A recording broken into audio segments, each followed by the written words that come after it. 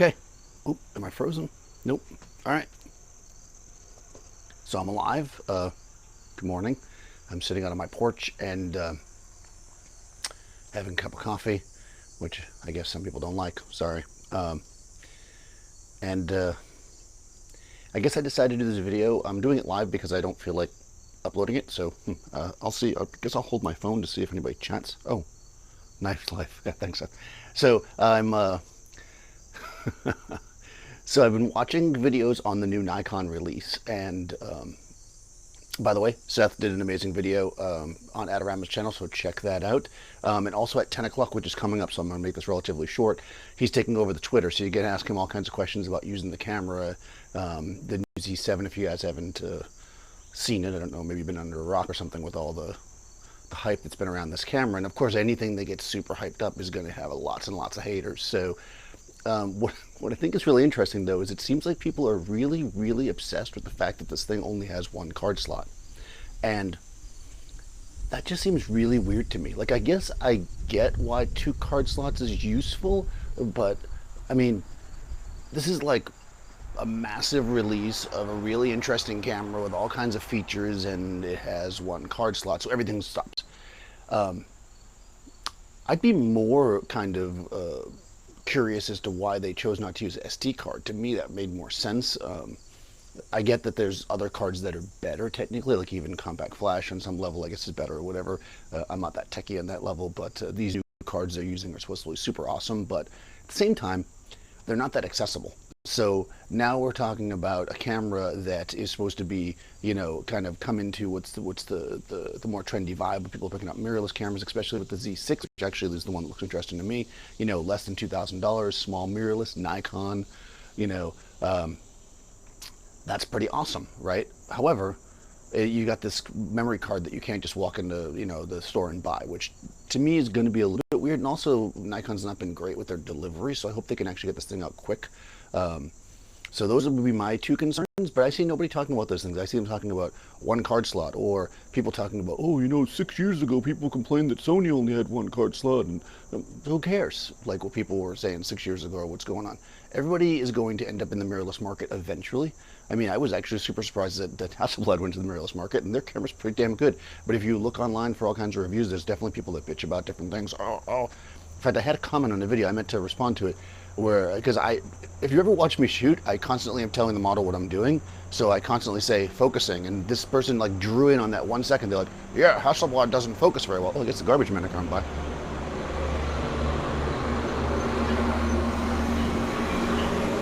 Thursday is garbage day on, you know, up here, so, well, on my street. Although he's going the wrong way, so I don't know if he got my garbage or not. He'll probably stop once I start the video. So I guess, I don't know. I mean, I guess I want your thoughts on what do you think is kind of interesting about this camera or not interesting. I haven't actually used it, and I don't know anything about it except for the fact that Seth and the guys were super excited about using it.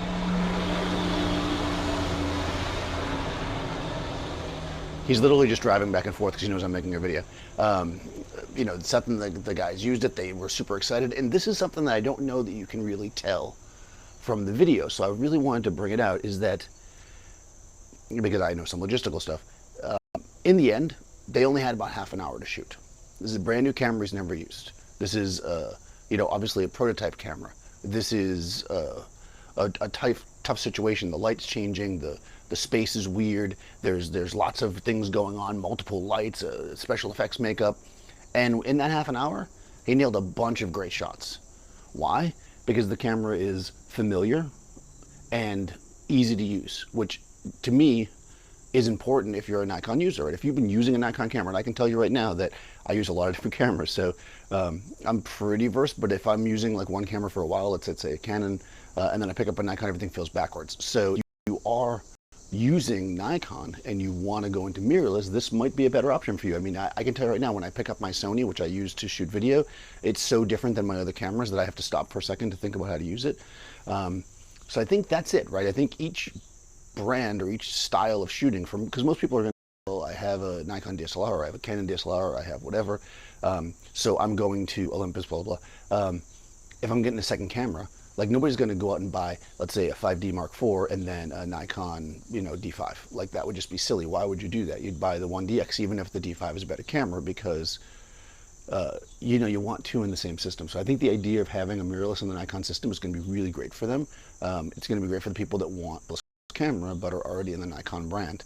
I'm not sure that being able to use all the old lenses is that important to me, because you can already do that on most other mirrorless systems. So I'm not sure that that's something that they need to push a lot, but maybe they'll work better, but I don't really see that, because Sony claims that with some of their cameras that the Canon lenses actually work better on the Sony because of the Mevo and blah blah. So with adapters like that available, I don't see that being that important. I think it's more color palette, controls, just the way the camera feels and operates. I think that's going to be the pitch to this camera. This is how I would pitch it if I was Nikon. Hey Nikon, you know, this is basically the mirrorless Nikon. It's not the best mirrorless camera ever created. It's not the world-changing thing. It is the mirrorless Nikon. So if you're a Nikon person, you like Nikon, you trust the brand, this is going to be the camera that you want to try.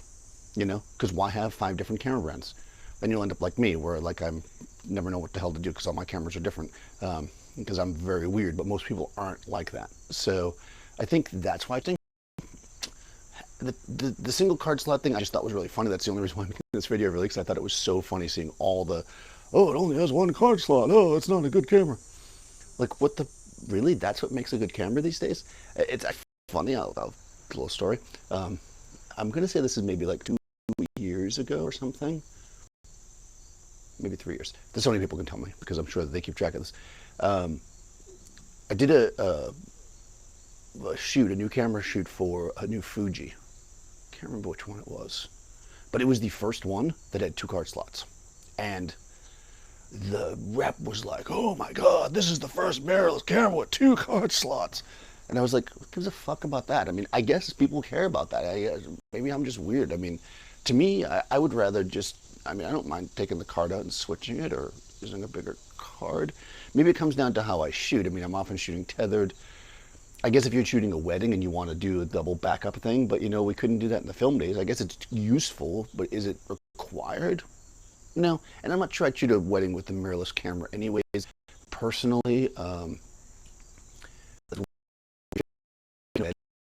you're really heavily battery dependent. Also, you are constantly, at least for me, when I've shot weddings, you're constantly like looking through the camera and not taking shots, you know, and like setting things up and whatever. And for me, that's where DSLR is better, because you don't even have to have the camera on, you know, you can just be looking through it. So you save tons of battery by, you know, and also the bigger body, I think, is just nicer to give you stabilization. Although this has the in-body stabilization, I guess, which is really cool. We were actually just watching a video. Dave had posted an old video. It's probably on the website. You guys went for it. It's the launch of Adorama Pro, which was a big deal actually back in the day. And it was funny because Mark Wallace is doing interviews, and there's several people. Dan Arlacki is there, and David Bergman.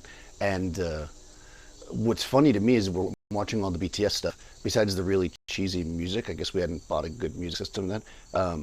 Was how shaky it was. Man, we're so spoiled. Even like the iPhone and everything else, it's so stabilized these days. So having in-body stabilization is super good. So maybe that's fine for stills too. I don't know. I don't really use stabilizers. People used to ask me all the time about that. I mean, I use a tripod if I need a stable shot, and I'm not really that worried about it usually. I mean, I'm pretty stable. Cars come by. Anyways, totally went off topic. That's because I haven't had enough coffee. But let me know what you think about the Z7. Maybe I'll do another. I'll try to get Seth to sit down with me after he does the Adorama thing, and we'll do a little talk. You guys can tell him how awesome he is, because yeah, the shots are pretty friggin' cool. So check out that video. I would link it in this thing. Maybe I can do it after. I don't know. When I'm using the Mevo right now, and when I go live with it, I have no freaking idea how to make it work properly. So I need to figure out how to do that. Maybe once I figure it out, I'll do a video about it. So Z7, Z6, both launched today. Nikon is doing this weird thing too, by the way. Another weird thing they're doing. I went to their website. They have like nothing there. And it's like, in 3 days, we're going to have a panel. Nobody gives a fuck about your camera 3 days from now. Like, give us shit now. Also, there's no images. If people can find images of portraits of people that don't suck, for this camera, please post links here. I can't find any. I'm looking all around. I see some landscape stuff, which wasn't that impressive. I saw some food stuff from another camera store. I saw Seth's shots, which are awesome, but none of them are like regular skin tony shots. So I'm really curious how Nikon handles skin tone, because that's super important for me, obviously. So let me know if you guys find some shots, and just post links here to that. Or if you have a Z7 and you want to post shots. And let me know what you think of this thing. Like, what do you think, like, about mirrorless in general, about Nikon's launch, about how they're doing it? I mean, they're really rolling out everything to make this happen. So, I mean, do you think that they think this is what they need to do? Do people want mirrorless more than DSLRs now? Is that going to be how things are going to change? I mean, it's really interesting to me. I mean, I'm not, while I have mirrorless cameras, I don't necessarily feel like it's where it needs to be, I guess is the best way I would say it, because I still like an optical viewfinder. I just, maybe it's because that's how I've worked, but if you're coming up, I mean, if you are, I don't know, I would say in your 20s, we'll say, there's a very good chance that you've never really used an actual DSLR, because you probably had a phone, and which is obviously is a screen in the back. Then you've had point and shoot cameras. I'm assuming you went up that way. And those were all either EVF, mirrorless basically, or look at the back of the screen. And likely you went into one of these like smaller mirrorless systems. There's probably a lot of people that have never used a DSLR, so maybe for them. And I know the video guys are all like, yeah, mirrorless is great, because video cameras are all mirrorless in that sense. So they're used to that. So I guess it comes down to what you're used to. Anyways, that's me ranting about nothing. I don't know if people are talking to me or not. I guess maybe somebody is. Hold on. Daniel. Oh, shit. I can never see the comments. Let me see if I can figure out if I can see the comments, guys. Hang out with me for a second, because if you're saying something... Oh, geez. Slow internet. Oh, geez. All right, my internet is... Oh, God. All right. I don't know if I'm still up or not. So, assuming I'm up, I'll read the comments. I guess I got to figure out a way to make the comments stay up. If somebody has the Mevo, maybe I'll look around for a video on it. I literally buy stuff and then start using them, and I don't actually look to see how to use it, and I kind of figure it out myself. It's probably not the best thing in the world. There is like a little box here with the lock on it, which I have no idea what it is. So maybe I'll figure out how to use the Mevo and do a thing. But the chat pops up as you say stuff, and then it disappears immediately. There's got to be a way to make that stay, right? I know if I click off of it, it'll stop working, I think. So let me actually... Oh, hello. And just got in the train. Oh, cool. Yeah, I'm going to be taking the train later. I'm heading into the city, actually, later on to do some quick shoots on stuff, and maybe I'll do something with the Mevo. I've been getting a lot of like DMs about specific pieces of equipment that I use, so I think I'm going to make a whole bunch of like short videos now that I'm doing these shorter videos. Although this isn't very short, about just equipment in general. Stuff that I use, where you can get it, what it is, see if you guys are interested in that. And we'll go from there. So anyways, here I am hanging out on my porch. I'm going to drink coffee. Talk to me about what? The X1D? I didn't catch the last part of it. Talk about the X1D. So, this is completely off topic from the Nikon, but I suppose it's somewhat relevant in the sense that, you have Hasselblad that, made these big studio cameras, and they made their mirrorless, right? Which actually got, I think, panned a lot at the beginning. I was never somebody to buy a medium for my camera. I definitely at one point was looking to get one when I was doing a lot more fashion catalog stuff. I was actually in the process of getting a lease on one, and then some other stuff happened, and I actually started doing videos for Adorama and stuff, and started going a different direction, so it didn't seem practical to shoot. At that point it was a phase one.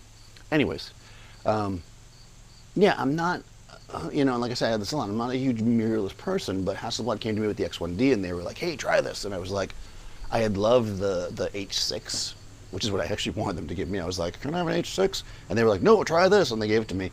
And I got to say, it's pretty damn good. It's not the fastest focusing camera in the world, especially because my other camera that I use a lot for videos and stuff is a 1DX. All my stuff has X's in it, which of course is a sports camera and is very fast. But I don't shoot fast normally. I don't shoot really fast moving subjects that I have to track, and even if I do, I think it's been fine for that. I think that ultimately having a gazillion focus spots in it, which is really interesting, makes it work a lot faster. So I think it's one of those deals where if I'm using it, I definitely take the time to set my focusing spot. Whereas in the past, I would always do that. I just use the center focus and then I would just adjust. I find that using all the focusing spots makes things go a little faster. You can also make them bigger or smaller. So if you're shooting wide open, you want to do the smaller one so it's more precise. If you're shooting more closed down, you can be bigger. Bigger is going to be faster. So it's kind of the larger area, right? So if you're focusing on me and I've got the glasses on and you have it in the really small squares, it might grab the edge of my glasses. But if I have it on the bigger square, it's going to grab like this whole section. So it's going to average for it. So if you need it to be fast, you can do that. But what won me over with the Hasselblad, and the reason why I asked for it back and I kept it for a while, and I'm probably going to buy one, it's on my budget for 2019, is the color palette and the true 16-bit. It was a little bit frustrating, actually, strangely enough, when I first got it, because I'd bring the files into whatever, like I shot them in focus, because that's what you need to use. I'd bring them into Lightroom, whatever, which is what I was using at the time, although I've now drifted away from Lightroom almost completely. And I couldn't do anything to them, because they were good. Like, I didn't have to do anything. I was so used to bringing, like, files in and tweaking them, and, like I shoot with the Fuji, which I really love and has great color, but I love to tweak the crap out of the Fuji images. They look decent out of camera, but they're a little flat for me. The Sony is crazy flat out of camera. I never shoot stills with that, big for that reason. The Hasselblad just looks good. Like, so I don't have to do anything. So it's almost like I feel like I'm cheating, because I shoot with the thing, and if I get my exposure down, it's pretty perfect out of camera. So I really love that about it, and I love how small it is. It makes it really, I was talking to Seth the other day, and he said something which I thought was kind of cool. He was like, it makes medium format accessible, which I agree. I think that's actually a great way to say it. It's not that much more expensive than a pro-level DSLR. It's medium format. It's 16-bit, which is really the thing. It has 2 card slots, so hey, well, I can't say I've ever filled an entire card and had to go to the other one, but it has 2 card slots. And it's just easy to use. It's just simple. It reminds me of every other medium format that I've ever used, except it's smaller, in the sense that it also kind of, you get real familiar with it, and you start like favoring. Like, I started using that 90, and like I didn't really switch lenses. Like, I loved using the 90. When I had my my RZ, which I still have, I used to use the 110 all the time, which is probably roughly the same equivalent. Maybe the 110's a little wider.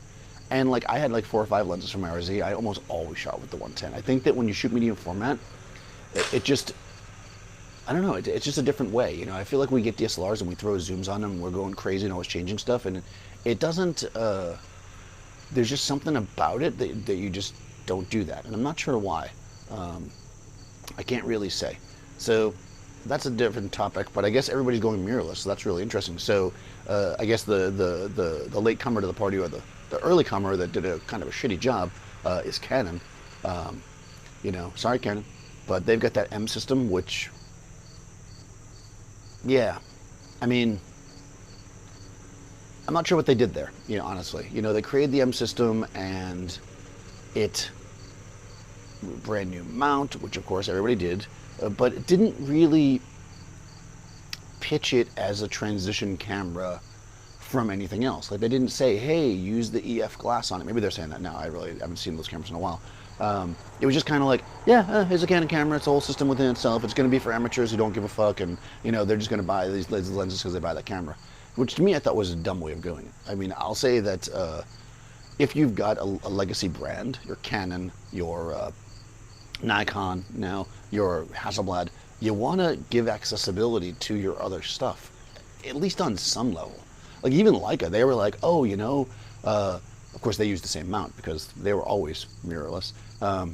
They're like, yeah, the old lenses aren't going to be as good on the digital as they are on a film camera, because digital is different than film.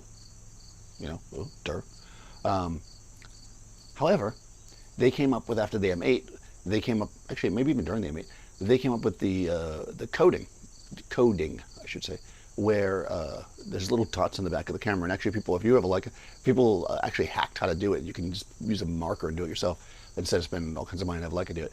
And basically, there's little dots on the back of the lenses. When you just put it on the camera, it recognizes that lens. It's got like a database, and it's like, hey, this is the 1950s Summicron f2.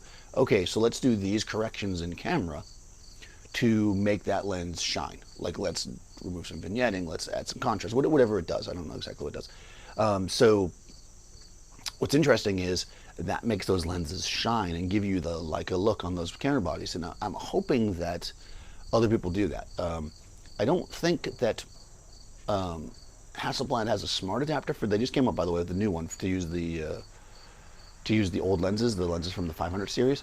I'm not sure if it's going to be a smart adapter, so we'll see how that actually works. I have a feeling that if they don't do something like that, they may not be the luscious lenses that we remember, because the digital cameras are, the coatings are different. Just the way that they handle light is different. So yeah, it's awesome that you can use a super old Nikon lens on a current Nikon, but you know what?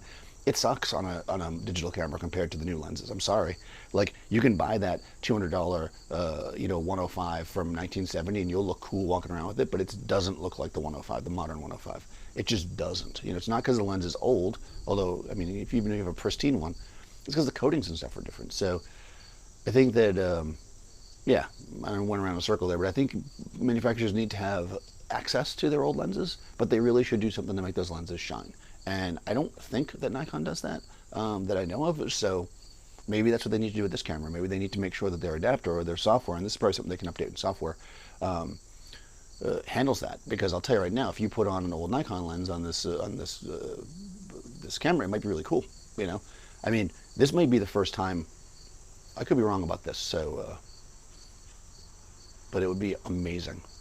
But this may be the first time that you might be able to put a Canon lens on a Nikon body, right? Because it's a mirrorless, right? So it's close to the, assuming the hole's big enough and the flange distance, there should be capabilities to put an adapter on there, which could be really interesting, because then we'll see if it's really Nikon lenses that are sharper, or if it's that they just did better deal with the camera's sensors.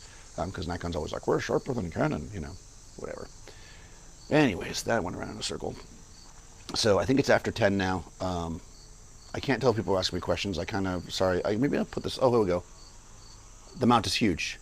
Yeah, exactly, right? So I don't know if you guys understand how this works, and I'm not super technical, so I'm not going to really go into it, but I'll keep this here so I can see.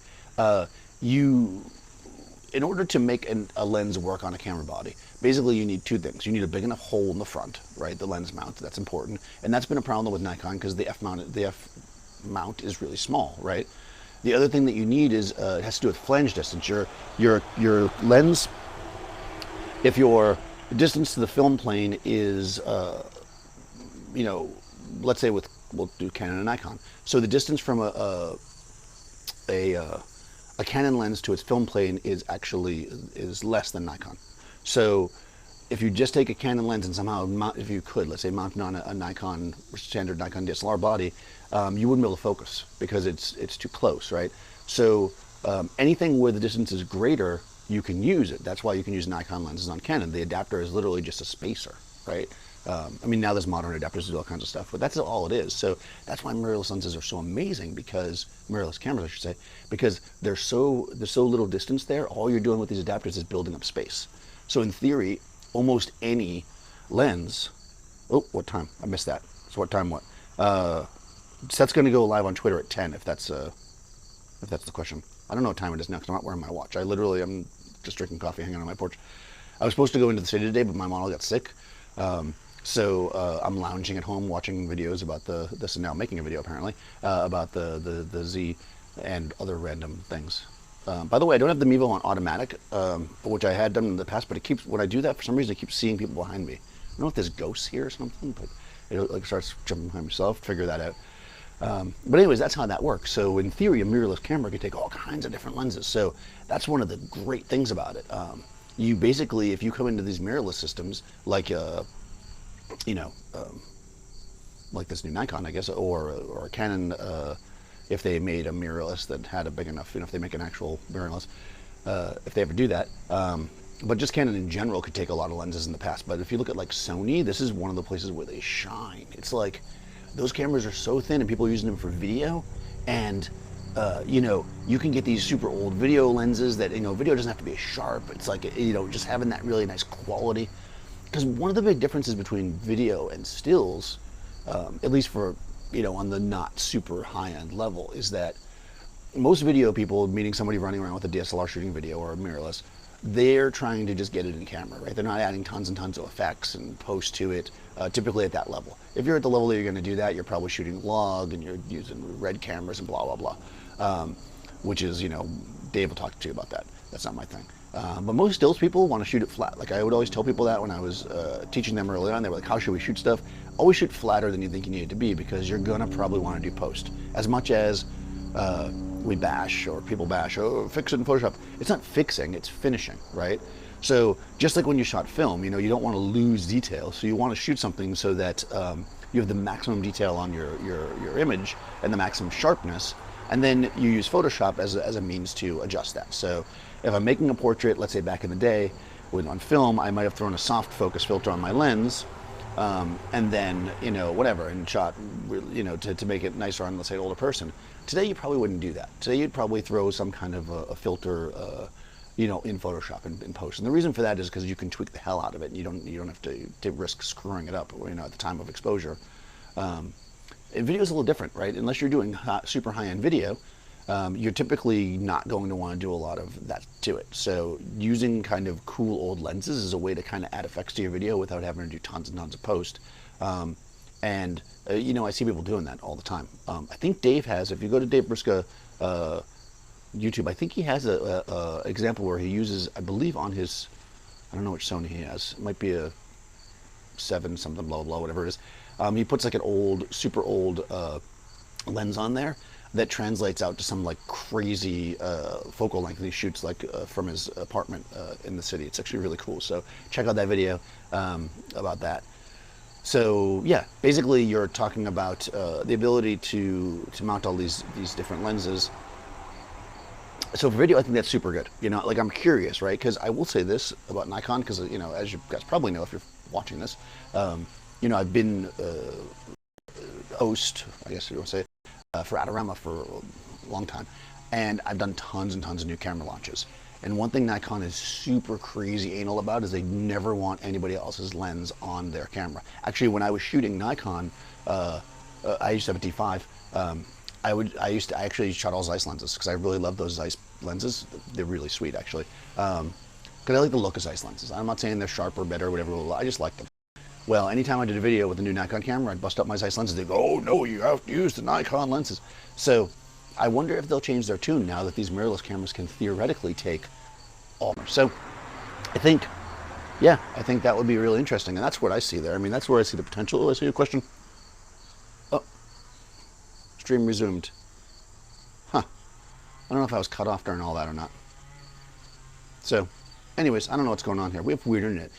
I don't know if you guys, if anybody lives in New York, but man, it used to be Time Warner Cable, and now it's switched to, the hell did it switch to? Whatever it is now. They like do all this stuff. They say there's no difference. I've called them like 3 times. My internet sucks now. So I don't know what they did, but I used to have amazing internet, and now it's terrible.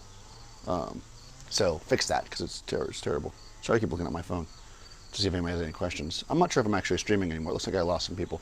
So anyways, I'm not sure if I'm even up anymore, but jump on Twitter. I'm going to do that now so I can harass Seth. He's going to be able to answer all kinds of questions about actually using the Z7. You guys can get it from, from the horse's mouth, so to speak. So a guy that actually had it in his hand, what he liked about it, maybe what he didn't like about it, maybe he has some comments about, what could be improved or etc. Although you have to consider too is using a pre-production camera, so you can't really judge. It's like, oh, I have a pre-production camera and the autofocus isn't that fast or whatever. It's like, well, okay, but maybe it'll be faster in the production camera. So this is the problem with these kind of reviews. And the worst kind of review is, well, I guess I'm kind of doing right now, is the dude who's never touched the camera before and just standing there going, oh, these specs, blah blah blah blah blah. You know who you are if you do those videos. So I don't do videos like that because I don't get to touch the camera. I'm more interested in the discussion that goes on around and what the possibilities are of things. So, whatever. Signing off. Hopefully this is actually live on YouTube at some point. I managed to not drink too much coffee while I did this, and my neighbor's now mowing the lawn anyways. So if you don't subscribe already, please subscribe. Leave more questions and stuff, and I'll get on the comments and I'll try to answer some in the comments. Yeah, see you guys soon. How do you even stop this thing? There we go. See you guys soon.